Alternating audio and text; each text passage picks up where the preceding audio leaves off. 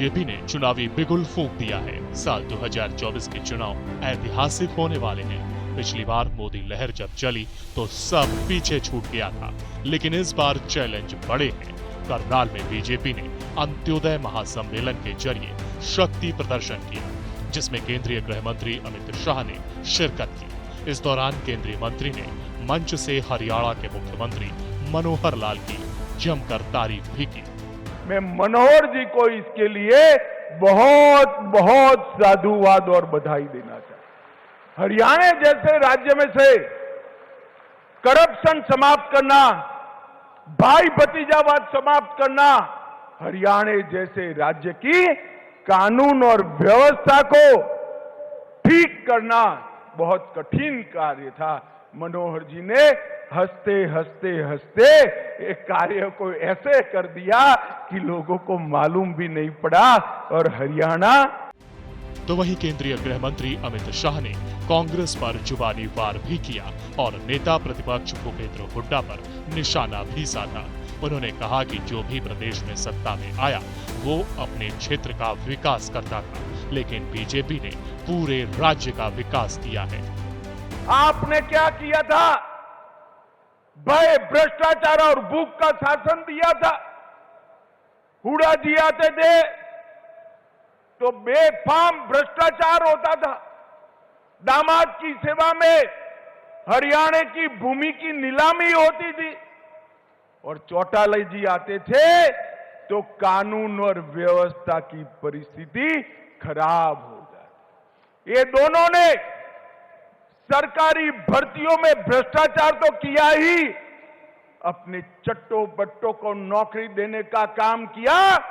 Bharatiya Janata party की मनोहर सरकार ने जिसका मेरिट है उसके घर पर इसको नियुक्ति पत्र देकर एक काणे पैसे के बगैर नौकरी देने का काम भारतीय जनता पार्टी की सरकार ने। एक आता था तो अपने जिले का विकास करता था, दूसरा आता था तो अपने जिले का विकास करता था।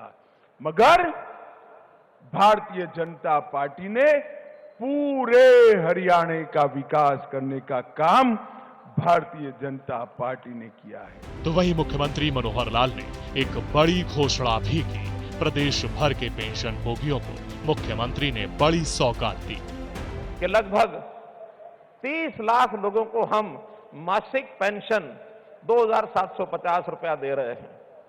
उसमें वृद्धावस्था पेंशन है, उसमें विधवा बहनों को पेंशन मिलती है, उसमें दिव्यांग बंधुओं को पेंशन मिलती है, कुछ और जो परमानेंट स्थायी बीमारी के नाते से कुछ लाचार लोग हैं उनको मिलती है, 27.5 रुपए मिलती है।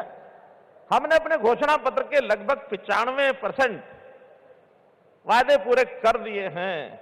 एक 5% जो बचे हैं इस वर्ष के अब शुरू हुआ है, अगला पूरा वर्ष हमारे पास है। लेकिन एक बड़ी घोषणा जो हमने वादा किया हुआ है कि हम इस पेंशन को 2,000 से 3,000 करेंगे। 250 रुपया बचा है। 1 जनवरी से ये योजना 3,000 रुपया इन बंदों को मिलेगी। इस दौरान मुख्यमंत्री ने आम जनता को विश्वास भी दिलाया कि वो हर पल उनके लिए मौजूद हैं। उन्होंने बताया कि अगर कोई परेशानी या कोई बात कहना चाहते हैं तो इस तरीके से उन तक ये बात पहुंचा सकते हैं कि आपको जाते हुए एक बस्ता, एक किट मिलेगा, थैला मिलेगा। उस थैले में कुछ चीजें रखी हैं जिसके अंदर एक कैलेंडर होगा, एक रजिस्टर होगा, स्कूल में जाने वाले बच्चों का उपयोग वो कर सकते हैं। प्रधानमंत्री मोदी जी का उसमें एक संदेश होगा और एक मेरा एड्रेस लिख करके जो पता लिखा हुआ है, पोस्ट कार्ड, एक लिफाफा, ये भी होगा। आपको मैं आह्वान करता हूं कि कभी कोई मन में बात आए, किसी और को बताए न बताए, लेकिन एक 4 अक्षर लिख करके और मेरे पते लिखे हुए इस पोस्ट कार्ड पर या लिफाफे में कागज डाल करके भेज देना। आपकी हर बात मैं स्वयं पढ़ करके उसके ऊपर संज्ञान लूंगा। इस दौरान मुख्यमंत्री मनोहर लाल ने विपक्ष को निशाने पर लेते हुए लोगों के सामने अपना कामकाज भी रखा। अब आगे से ये जो बाबुओं का काम, घुमाने का काम, भ्रष्टाचार का काम, 3C को खत्म करने का काम, 3 सी यानी क्राइम, करप्शन और कास्ट बेस्ड पॉलिटिक्स, इन 3 सी को खत्म करने का काम हम करेंगे।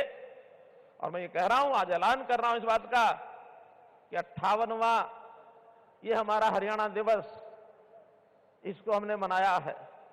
और जैसा हम जानते हैं 58 साल के बाद एक कर्मचारी की या किसी भी व्यक्ति की रिटायरमेंट की एज मानी जाती है। ये जितनी बुराइयां प्रदेश में पनपी हैं, हमने लगातार 9 साल मेहनत की है और उस मेहनत के बाद आज हम इस लेवल पर कहने लायक हो गए हैं। आज से इन सब बुराइयों का और रिटायरमेंट होने का टाइम आ गया, हमने सब रिटायर कर दी। किसी बुराई को भी हम पनपने नहीं देंगे, जड़ से मिटाएंगे और 7S पर काम करेंगे। 7S, शिक्षा, स्वास्थ्य, सुरक्षा, स्वावलंबन, स्वाभिमान, सुशासन और सेवा, ये 7S हैं जो जनता के काम आएंगे। ठंड की दस्तक ने चुनावी मैदान सजा दिया है, तो इस रण में जीतने के लिए हर पार्टी ने बिगुल भी बजा दिया है। दावे और वादों की झड़ी एक बार फिर से लगने लगी है। एक बार फिर से हर पार्टी के मन में जीत की ख्वाहिश बनने लगी है। जहां बीजेपी जीत को लेकर अपनी तमाम कोशिशों में जुटी हुई है, तो वहीं दूसरी पार्टियां भी पीछे नहीं हटने वाली हैं। खैर, चुनावी सीजन में हवा किस ओर चलती है, ये तो लोगों पर निर्भर करता है। किस पर जनता विश्वास जताएगी और क्या फिर मिशन रिपीट होगा? कौन सा बड़ा कार्ड बीजेपी फिर से चुनाव से पहले लोगों के सामने खेलती है, ये तो आने वाला वक्त ही तय करेगा। करनाल से हिमांशु नारंग, सूर्या समाचार।